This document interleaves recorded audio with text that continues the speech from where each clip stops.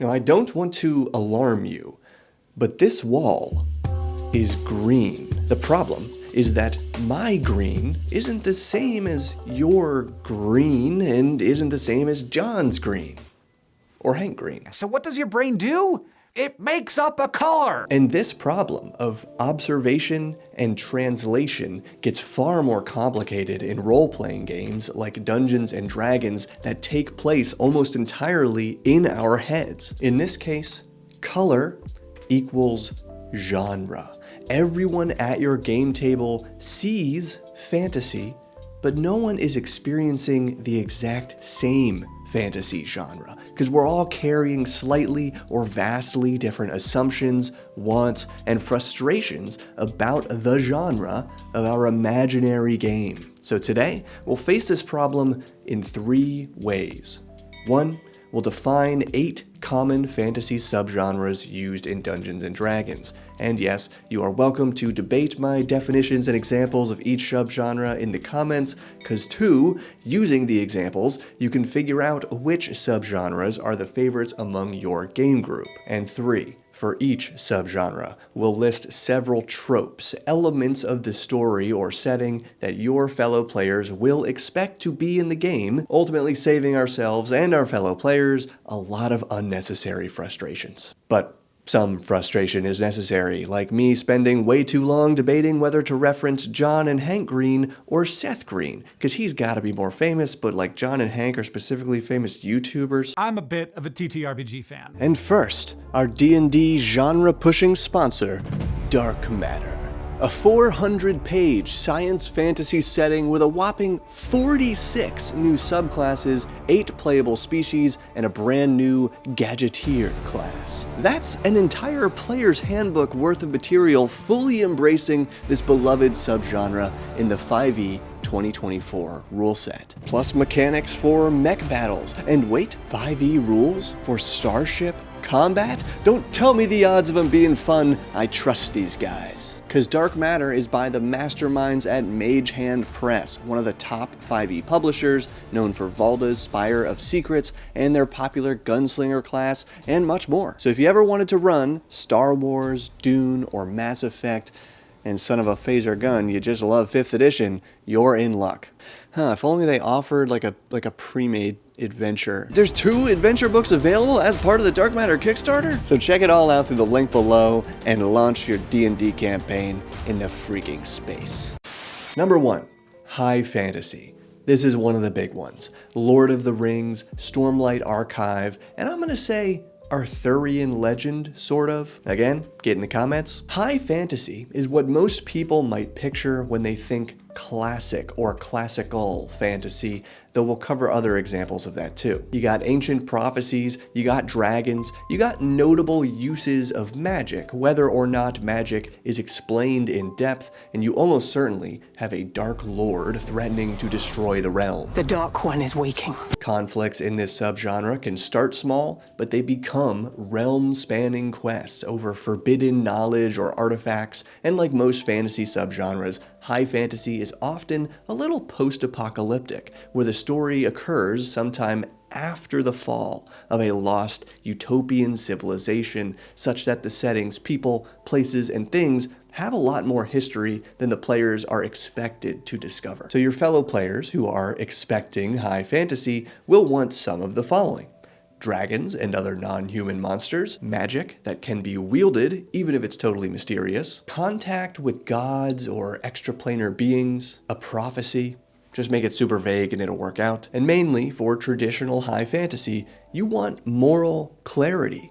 These guys are definitely good, those guys are bad for sure, and we're not immediately sure about these other guys, but it'll become undeniably clear later, probably in the lead up to the realm-saving climactic battle. 2, low fantasy, the most likely subgenre to cause debates in the comments. Harry Potter, Song of Ice and Fire, aka Game of Thrones, and zooming out further, kinda including classical fantasy fairy tales and some Lovecraftian horror. Low fantasy's unique problem is that it's defined in two non-mutually exclusive ways. A, like Harry Potter, classical fairy tales, and some Lovecraft, a low fantasy story takes place on literal Earth, usually in the present day at the time of writing, but with magical intrusions into the mundane world, or revelations of magic that were otherwise hidden from most people of the setting. And B, the more common interpretation for role-playing games and stories like Song of Ice and Fire,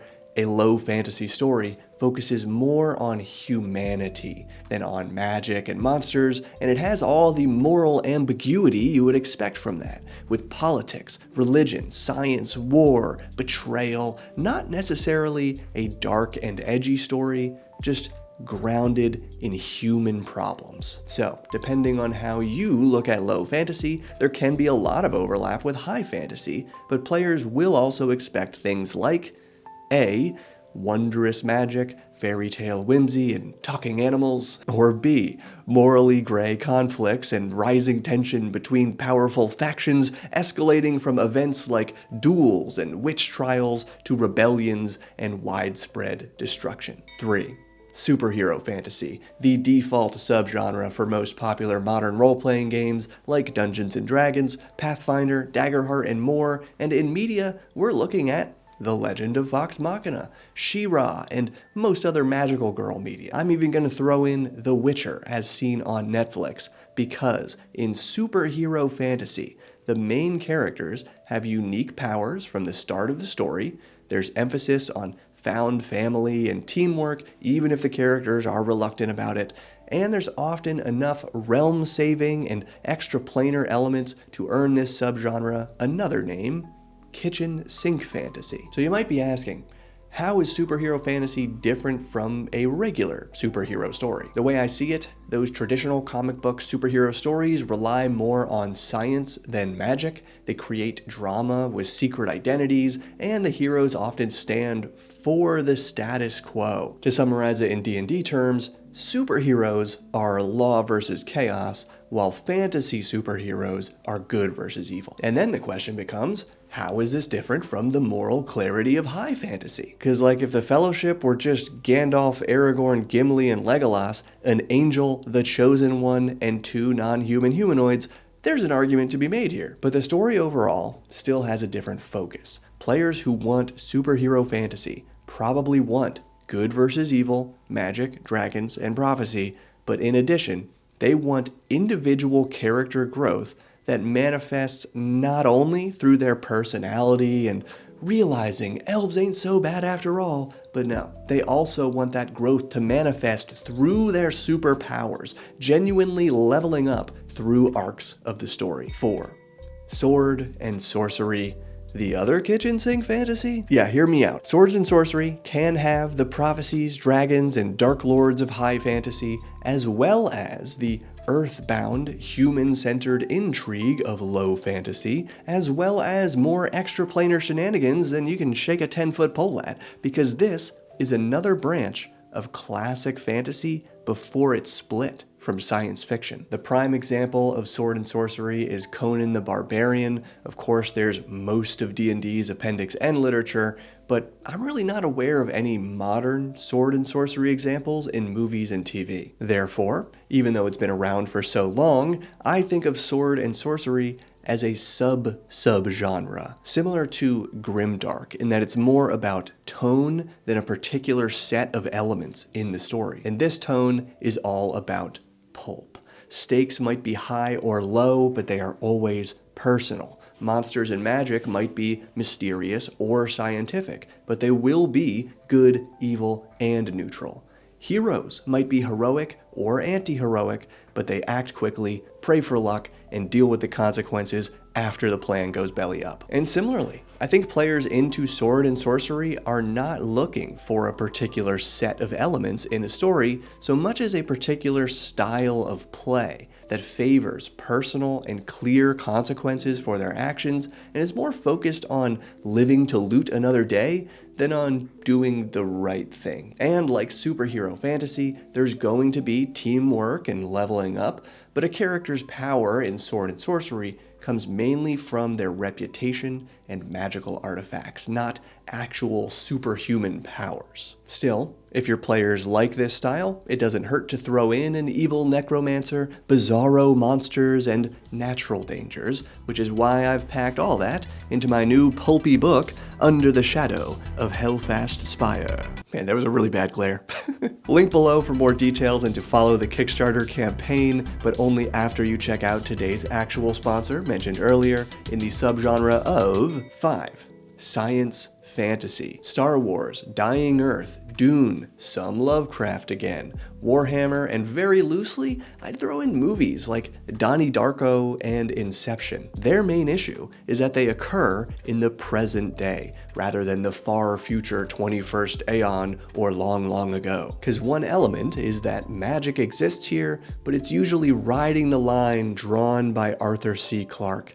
Any sufficiently advanced technology is indistinguishable from magic. Blending them together, sometimes with psychic powers, theoretical physics, laser weapons, dream logic, travel between planets or minds or planes of existence, maybe super ancient machinery from the long gone, ultra-advanced civilization, and at least some surrealism that helps differentiate science fantasy from straight-up science fiction, which has come to be defined more by grounded warnings about technology and government regimes.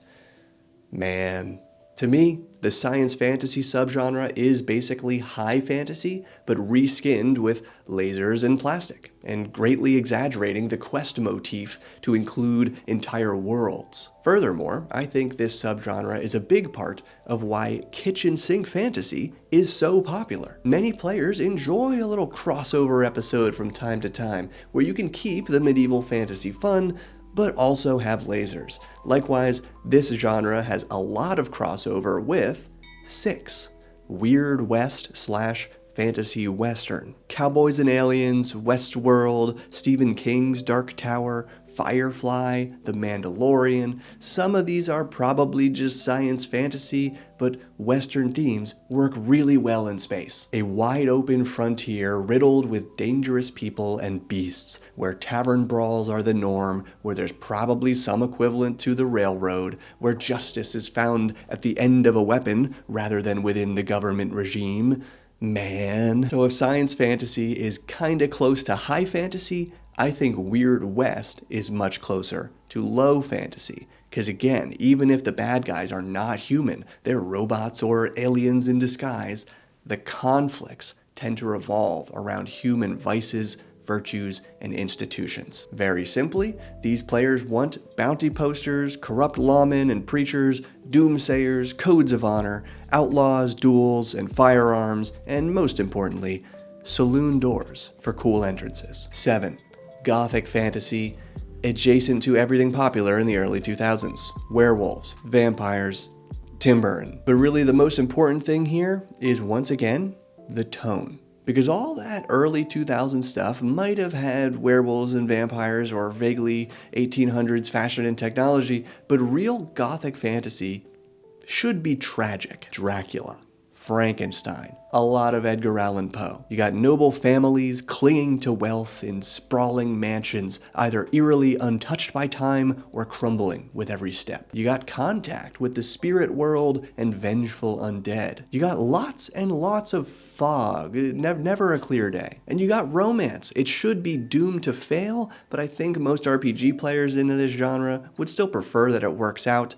In other words, they want to fight vampire Lord Strahd von Zarovich, not be him. They want to be the vampires from Twilight, and that's okay. 8.